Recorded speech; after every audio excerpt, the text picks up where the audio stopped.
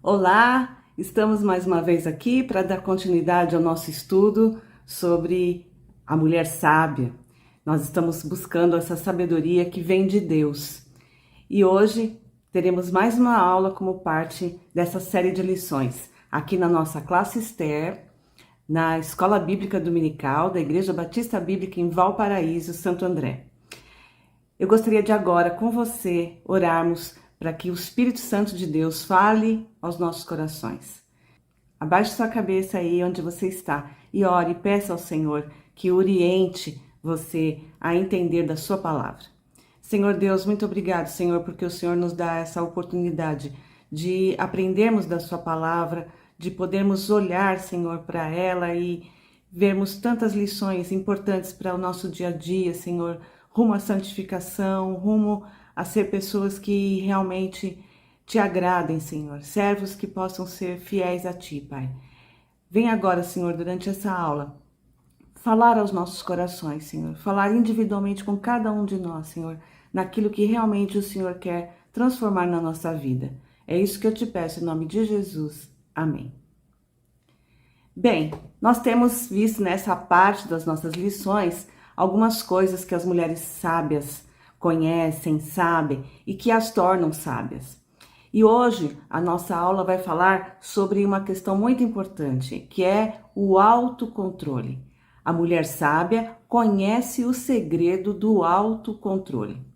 E quando nós pensamos nessa palavra, né, autocontrole, nessa soma das duas coisas, nós pensamos em auto, ou seja, próprio, e controle, que tem a ver com limite, com domínio. Então, é o que a Bíblia chama de domínio próprio, autocontrole, uma autorregulação. E hoje nós vamos ver como que a mulher sábia, ela entende esse autocontrole. Quando nós falamos em domínio, em controle, nós mulheres, principalmente, mas os homens também, né? Nós pensamos numa coisa que é bastante difícil da gente se controlar, principalmente atualmente, que é a questão da comida. A comida na nossa sociedade, ela tem tido um peso muito grande, né? Hoje há um investimento muito grande nessa questão alimentar. Nós vemos realmente uma propagação de diferentes tipos de alimentos, de formas de se alimentar. É dado bastante ênfase nessa questão, né? Os mercados, e graças a Deus aqui no nosso país nós temos uma fartura muito grande, mas cada vez mais nós somos encantados, de uma certa maneira, pela beleza da comida, pelas formas de se fazer, né? Hoje nós temos os programas aí de MasterChef, para que a gente se torne verdadeiras cozinheiras. Eu particularmente gosto muito de cozinhar e tem muitas formas, muitas cores, muitos sabores, e tudo isso com certeza nos atrai. E não há problema nenhum em nós nos alimentarmos, em nós aproveitarmos as delícias que Deus nos ofereceu. Mas envolve sim a questão do domínio próprio. A palavra de Deus, ela fala sobre essa questão, né? E nós podemos ver isso lá em Provérbios, capítulo 25, versículo 16. Provérbios trata várias vezes, em vários versículos, dessa questão. Vamos ver Provérbios, capítulo 25, versículo 16. Diz assim: Se achaste mel, come somente o que te basta, para que não venhas a te encher dele e o vomites. Come somente aquilo que te basta. E o capítulo 23, versos 20 a 20 e 21, também nos dizem: Não esteja entre os beberrões de vinho, nem entre os comilões de carne, porque o beberrão e o comilão caem na pobreza, e a sonolência cobrirá o homem de trapos. Quando a gente come demais, realmente nos dá uma sonolência, né? E a palavra de Deus aqui está dizendo para a gente não ser beberrão, não ser comilão. E nós muitas vezes brincamos com essa situação, né? Ai, comi demais e tal. Mas a palavra de Deus, ela tem uma palavra, ela nomeia esse pecado, né? Que é a glutonaria.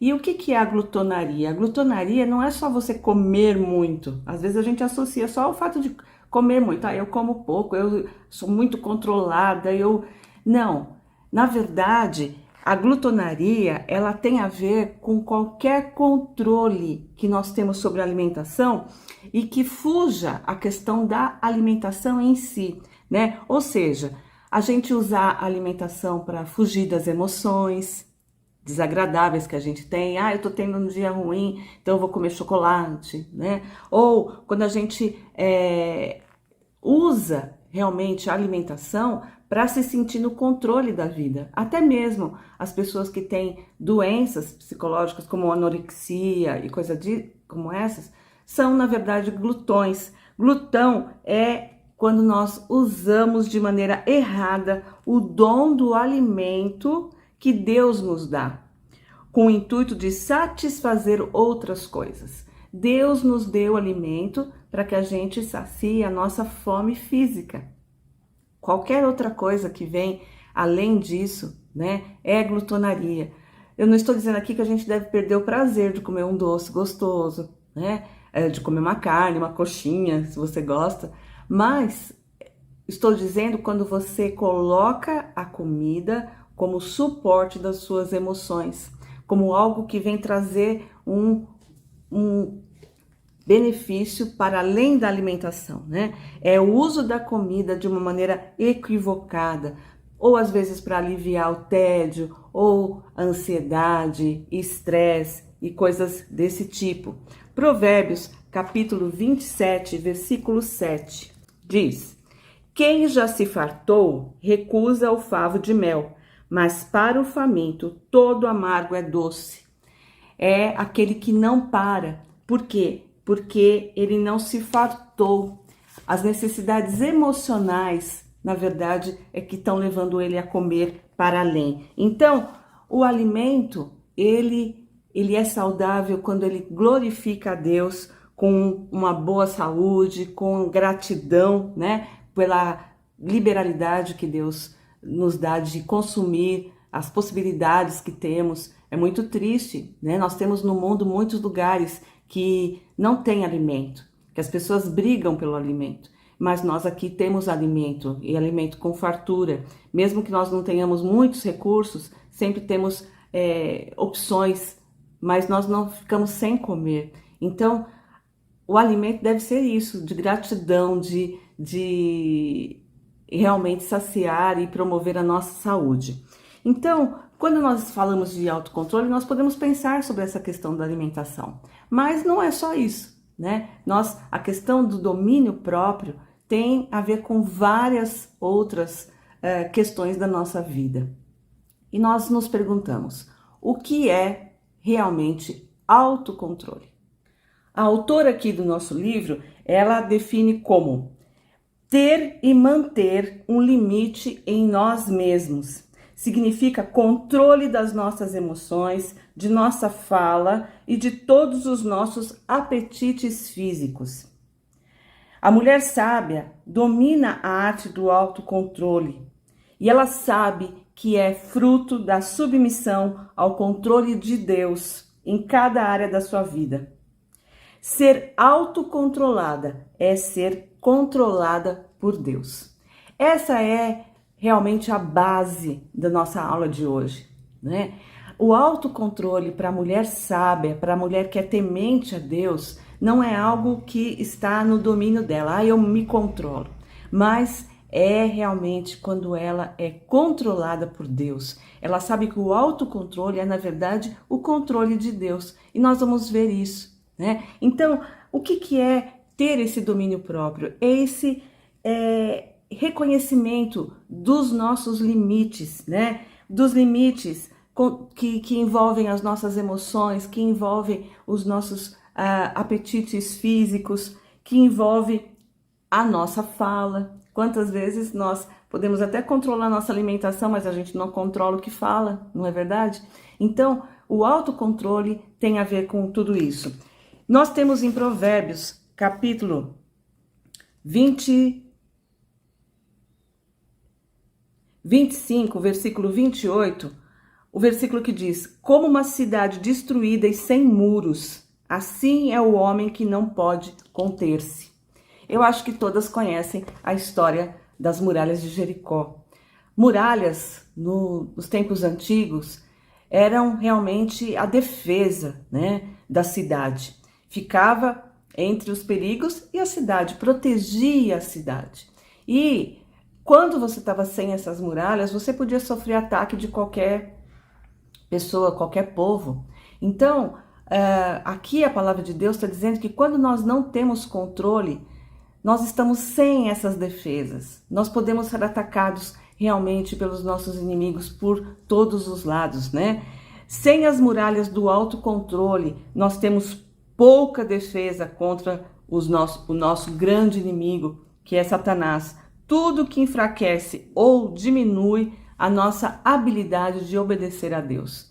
Então, se eu não controlo a minha fala, se os muros de defesa, por exemplo, estão quebrados diante da minha boca, né? O que isso vai trazer? Muito mais chance do inimigo agir, atrapalhar os meus relacionamentos. Então, aquilo que realmente eu deixo de ter o autocontrole em qualquer área, vai ser brecha para a ação do inimigo. Paulo, no capítulo 5 de Gálatas, ele vai fazer um contraste muito grande entre os nossos desejos naturais, né, e os desejos que são guiados pelo Espírito. Na verdade, Paulo vai falar das obras da carne versus os frutos do Espírito. E ele cria, na verdade, duas listas aí. Gálatas capítulo 5, versículos 19 a 21, traz para nós essa lista das obras da carne. As obras da carne são evidentes, a saber, a imoralidade, impureza e indecência, idolatria e feitiçaria, inimizades, rivalidades e ciúmes, ira, ambição egoísta, discórdia, partidarismo, inveja, bebedeiras, orgias e coisas semelhantes a essas, contra as quais vos previno, como já vos preveni antes. Os que praticam não herdarão o reino de Deus. Então, essas são as obras da carne que Paulo lista aí, né? E elas são obras que produzem uma alegria, uma satisfação imediatas, porém não duradouras. São coisas que nos separam realmente de Deus e que podem se transformar em coisas que nós não tenhamos controle e que se tornem realmente vício. Estas coisas, com o passar do tempo, acabam controlando a nossa vida. Romanos capítulo 1, versículos 22 a 26, Paulo, falando sobre o pecado da imoralidade, né? Ele vai falar sobre esse caminho de destruição. Diz assim: homens que, dizendo-se sábios, tornaram-se loucos e substituíram a glória de Deus incorruptível por imagens semelhantes ao homem corruptível, às aves, aos quadrúpedes e aos répteis. É por isso que Deus os entregou à impureza sexual, ao desejo ardente de seus corações, para desonrarem seus corpos entre si, pois substituíram a verdade de Deus pela mentira e adoraram e serviram a criatura em lugar do Criador, que é bendito eternamente. Amém. Por isso Deus os entregou a paixões desonrosas, porque até suas mulheres substituíram as relações sexuais naturais pelos que é contrário à natureza. E se você continuar lendo, você vai vendo a podridão que vai se estabelecendo. Então, muitas vezes, em relação a essas obras da carne, nós podemos ter uma falsa ideia de que, eu vou experimentar um pouquinho e vou conseguir me controlar, né? Eu vou só ver algumas cenas de um filme um pouco mais quente e eu não vou lidar com pornografia, não é isso, né? Eu vou só olhar essa foto aqui que nossa, mas eu não vou ficar perdida nisso, né? Eu vou ler um artigo aqui mais pesado, mas eu não vou ficar envolvida com literatura erótica, nada disso. E a gente acha que pode dar só um passinho naquilo, mas a palavra de Deus diz que esse é um caminho de destruição, que Deus acaba entregando às pessoas aquelas paixões e elas acabam mudando a verdade de Deus. Deus passa a não ser suficiente na vida delas, elas passam a realmente viver a imoralidade, viver a destruição, viver o pecado.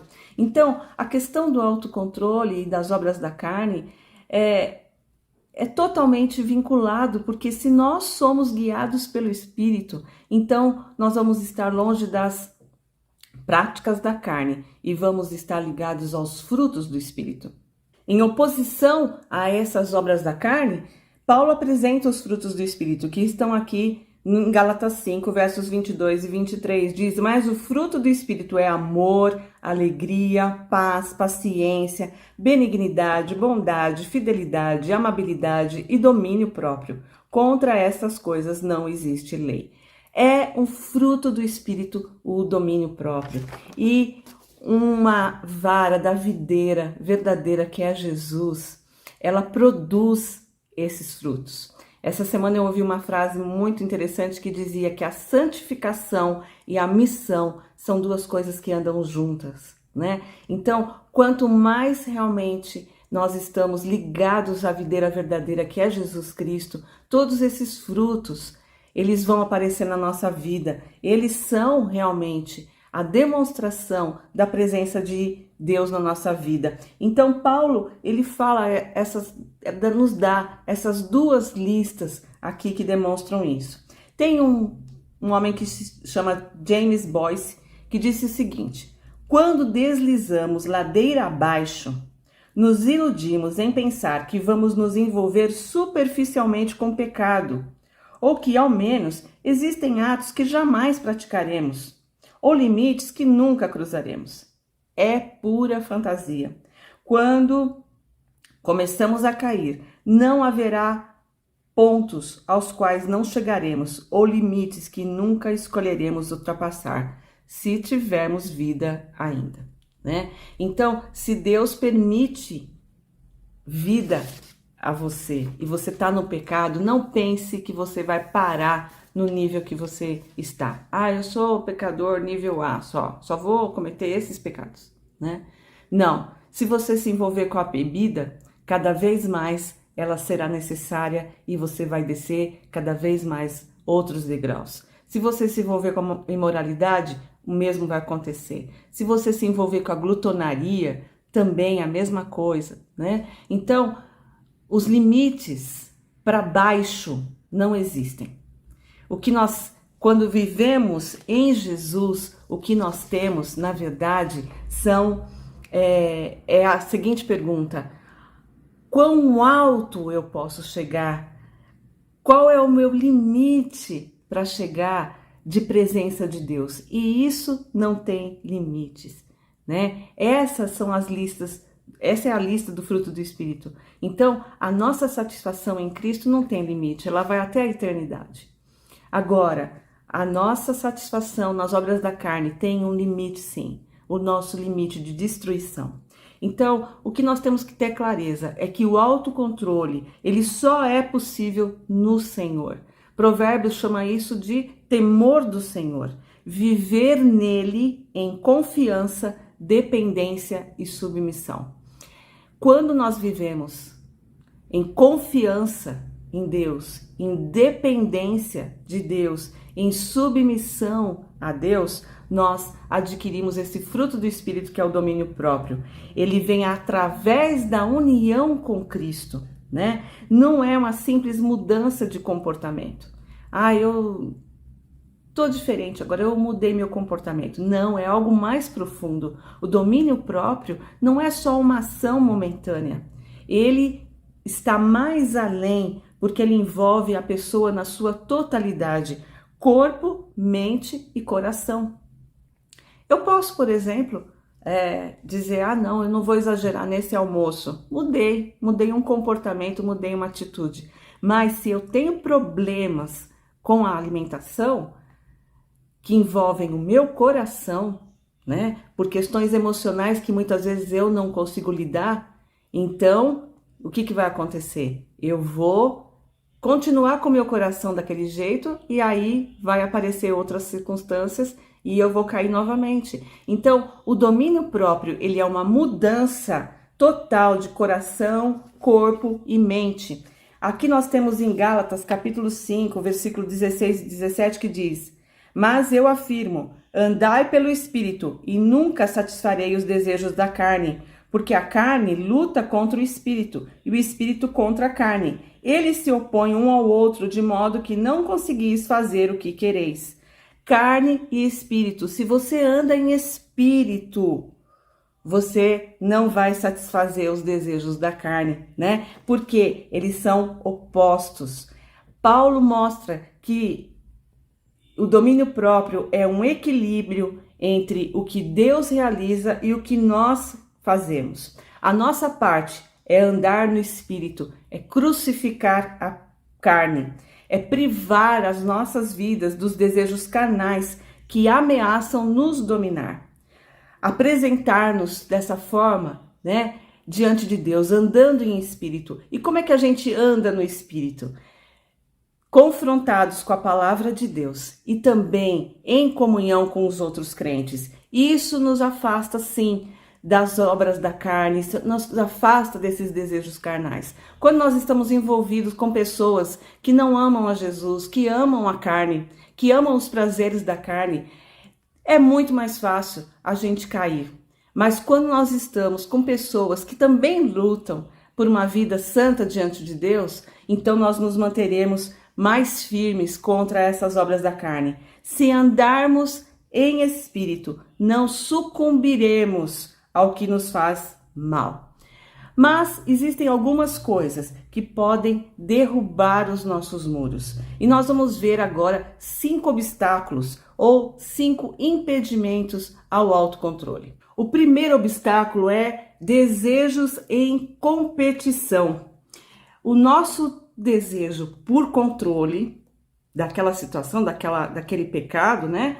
Existe, mas ele está em guerra com o desejo também de experimentar, de viver, de sentir o prazer daquela situação, daquele pecado. O vai e vem de seu comportamento é sinal de que estamos em uma guerra interior. É um amor e ódio pela situação. Por exemplo, a questão da ira, né? Não, eu tenho um desejo de me controlar para não ficar irada, para não falar palavras más contra alguém, mas ao mesmo tempo, quando eu falo tudo aquilo, me sai uma coisa aqui, um aperto, eu já pego, já falo tudo na cara da pessoa. Então existe essa guerra. Por um lado, você querer se controlar, mas ao mesmo tempo você sentir prazer, né? Porque se pecado fosse ruim, ninguém a praticaria, né? Então a gente fica naquele amor e ódio ao pecado. Isso é um obstáculo para a gente ter o autocontrole. Nós não queremos ser governados, mas ao mesmo tempo não queremos deixar aquela prática. Mateus capítulo 12, versículo 25, Jesus diz: Mas Jesus, conhecendo-lhes os pensamentos, disse-lhes: Todo reino dividido contra si mesmo será destruído, e toda cidade ou casa dividida contra si mesma não subsistirá. Reinos divididos não subsistirão. Você viver entre o pecado e o desejo de agradar ao Senhor não vai fazer você andar para frente, né? Então, esses desejos em competição não nos deixarão chegar a lugar nenhum. O segundo obstáculo que nós temos são as motivações equivocadas, os motivos errados para abandonar essas práticas, para poder se dominar realmente. Um desejo equivocado é o fato, eu não quero fazer isso para eu me sentir melhor, para eu não me sentir culpada, né? Uma coisa da autoajuda. Deus não está interessado em autoajuda. Deus não está interessado em palavras bonitas, em que a gente se sinta bem. Deus está interessado na nossa santificação. Tiago, capítulo 4, versículo 2 e 3. Diz: Cobiçais e nada conseguis, matais e invejais e não podeis obter, brigais e fazeis guerras, nada tendes porque não pedis, pedis e não recebeis porque pedis de modo errado, só para gastardes em vossos prazeres. Até mesmo a oração que a gente pode falar assim, mas eu estou orando, eu estou pedindo para Deus, com a motivação equivocada, nos fará não receber, né? Vocês estão pedindo para gastar em prazeres de vocês. Então, a mesma coisa aqui é a questão do domínio próprio. Muitas vezes nós estamos com a motivação errada. A autoajuda, o se sentir bem, está ligado a uma glória pessoal nossa. Nós estamos olhando para nós mesmos, né? Mas quando nós estamos ligados à santidade, nós estamos querendo, na verdade, um relacionamento mais próximo com Deus. Nós estamos querendo glorificar a Deus. Então nós encontraremos esse autocontrole se nós buscarmos a Deus, não porque nós queremos nos sentir bem, mas porque nós queremos remover obstáculos no caminho do nosso relacionamento com Deus. Se nós entendermos que o pecado, ele está realmente atrapalhando o nosso relacionamento com Deus, se nós quisermos remover isso, Senhor, eu quero ter esse autocontrole, eu quero ter esse domínio próprio, porque eu não quero que o pecado me escravize. Então, nós teremos a motivação correta e aí podemos remover esse obstáculo. O terceiro obstáculo é subestimar o poder destrutivo da autossatisfação. Não subestime o prazer que você tem em cometer o pecado. Não subestime o prazer do pecado. A coisa mais errada que a gente tem é falar para as crianças, falar para qualquer um que pecado é muito ruim, porque quando ela peca, ela vê como que é gostoso, como que é bom e prazeroso. Mas é um prazer temporário e as consequências dele trazem muito maior tristeza e insatisfação para nós. Então, algo bom no começo, algo que nos satisfaz, né, vai ao longo do tempo nos destruir se nós não exercermos o autocontrole. Muitas vezes é uma solução imediata, é um prazer imediato, mas a médio e longo prazo vai nos destruir. Começa como uma diversão prazerosa, mas se torna algo que nós não podemos viver sem. Tudo aquilo que a gente não pode viver sem está entre nós e Deus. A única coisa que nós não podemos viver sem é sem Deus. Esse é realmente o lugar do Filho de Deus. Se você diz para mim, eu não posso viver sem café, você tem um problema, né? Eu não posso viver sem Coca-Cola, você tem um problema. Eu não posso viver sem meu marido. Eu não posso viver sem meu filho. Tá no lugar de Deus. É muito bom viver com o nosso marido, é muito bom viver com o nosso filho, é muito gostoso tomar um copo de Coca-Cola gelado, né? Mas não substitui na nossa vida, essencialmente, Deus. Então, nós temos que tomar cuidado com isso. Segundo Pedro, capítulo 2, versículo 19, diz: prometendo-lhes liberdade, ao passo que eles próprios são escravos da corrupção, pois o homem se torna escravo daquele por quem é vencido. Se qualquer coisa me vence, ela me transforma num escravo. Quantas pessoas eu conheço que o seu físico já não aguentam mais ficar sem o café, por exemplo?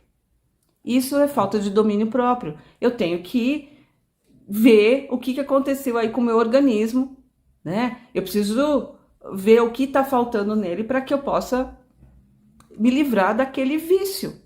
Então, coisas que afetam o nosso domínio próprio, nós não podemos realmente subestimar o quanto que pode ser destrutivo, algo que aparentemente para nós é muito prazeroso e satisfatório. Nós temos a questão, por exemplo, do álcool. A Bíblia não fala que a gente não pode tomar álcool. Vários versículos vão falar sobre o abuso do álcool, sobre ser beberrão, né?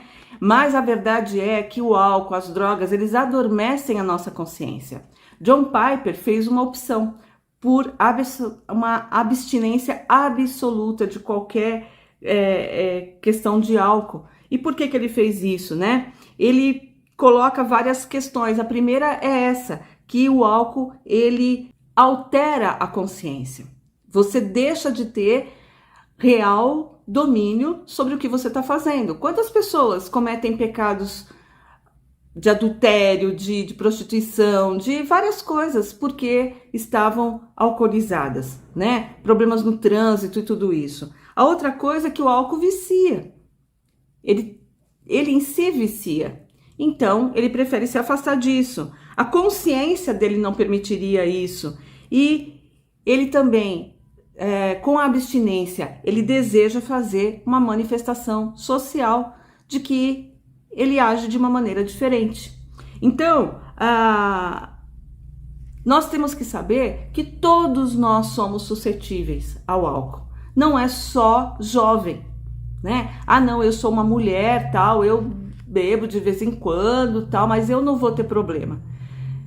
Tito, capítulo 2, versículo 3, fala para que as mulheres idosas não sejam ligadas ao álcool, né?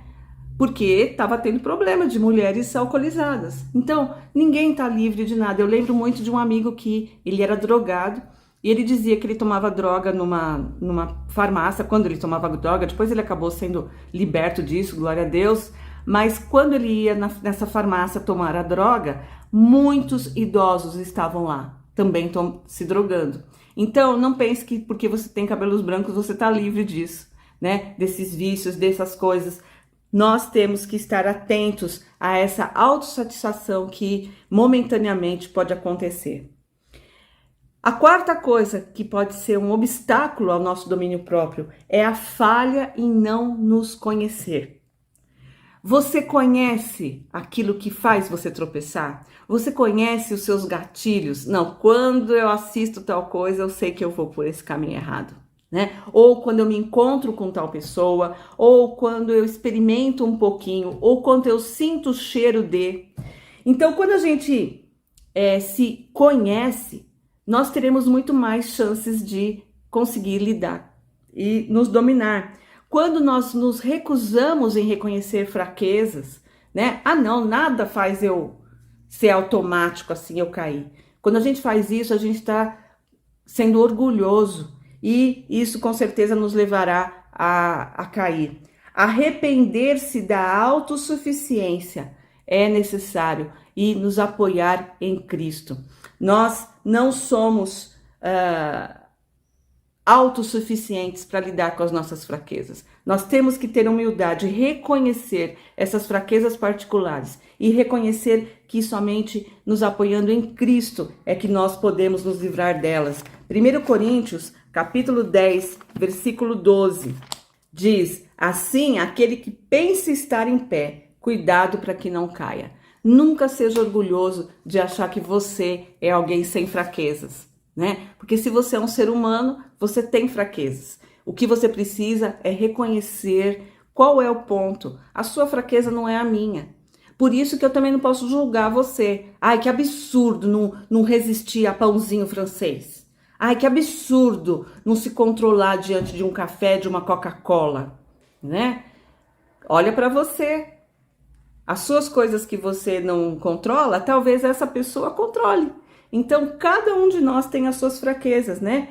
E o que quer que seja que domine o que está tomando o lugar de Deus na sua vida, é algo que você precisa deixar. Comprometa-se a deixar o pecado, comprometa-se a deixar qualquer coisa que você está dizendo, eu não vivo sem isso. Não viva sem Deus, não viva sem Cristo, mas viva sem qualquer outra coisa, né? E aqui o quinto e último obstáculo que nos faz não ter domínio próprio é quando nós pensamos que o domínio próprio deve ser algo muito fácil. Ah, dominar isso deve ser fácil porque eu sou crente, eu sou de Jesus, é fácil, né?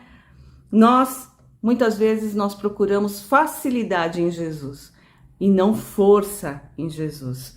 Deus nos dá a capacidade para resistirmos às coisas, mas isso vai requerer de nós um trabalho vigoroso. Nós vamos ter que estar envolvidos em trabalhar. Não vai ser simplesmente uma coisa, ai Senhor, me livra desse vício aqui. Não, você vai ter que ter um trabalho para isso, né?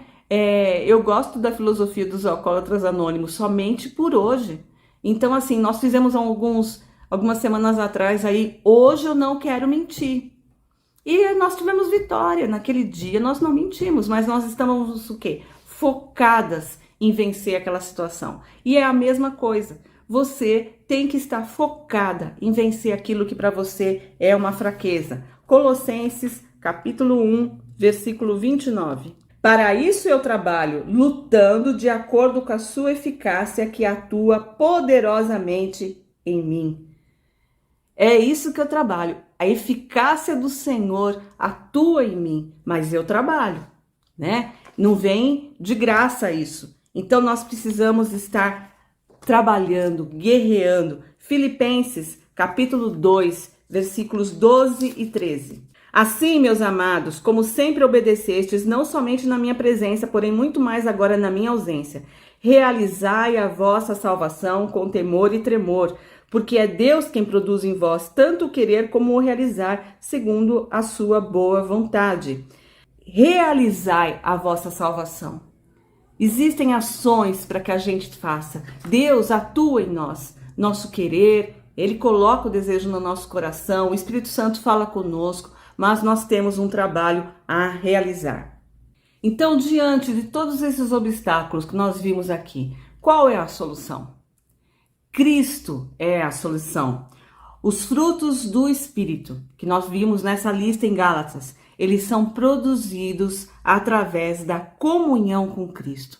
É Cristo na nossa vida que afasta as obras da carne e que nos faz frutificar, né?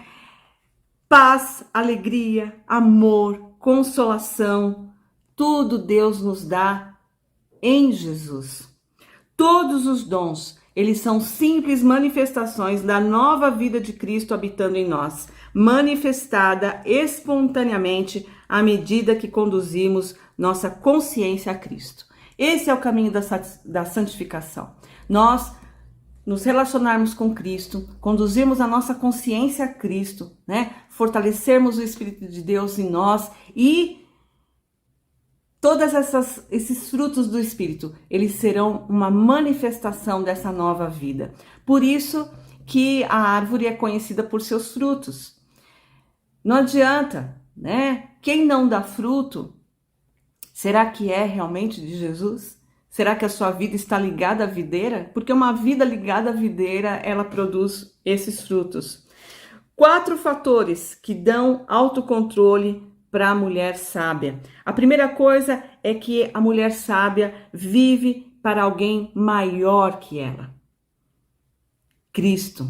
E ela deseja ser semelhante a Ele.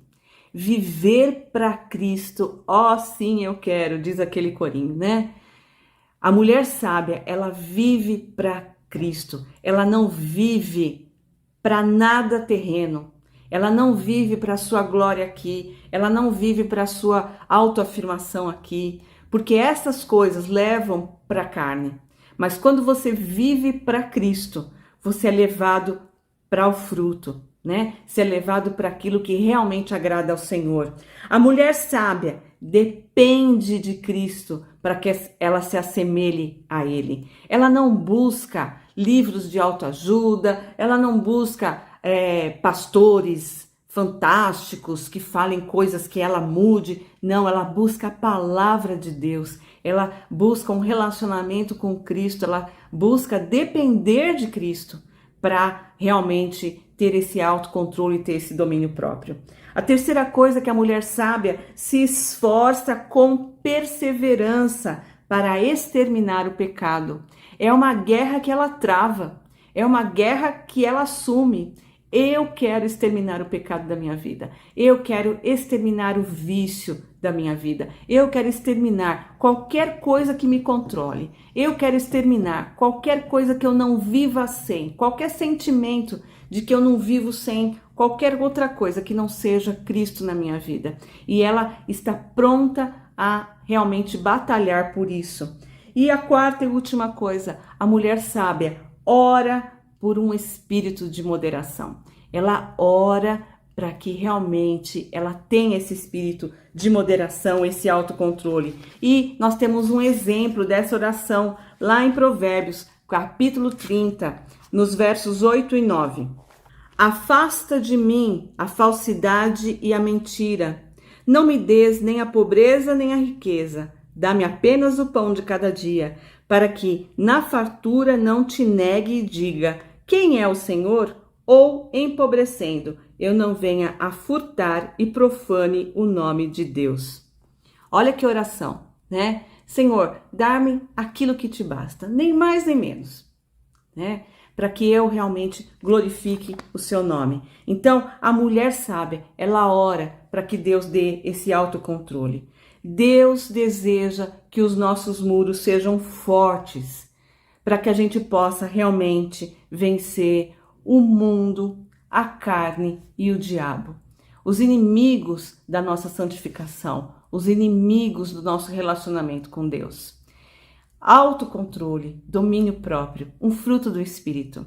Então, vamos fortalecer, né, o nosso relacionamento com Deus. Vamos nos dedicar à palavra de Deus, vamos nos dedicar a um diálogo com Deus, em que nós falamos com Ele e nós o ouvimos, porque com certeza isso nos fará ter muros mais fortes e firmes e realmente dominar todas essas coisas que querem nos dominar. Eu gostaria que você agora, você e Deus, conversassem.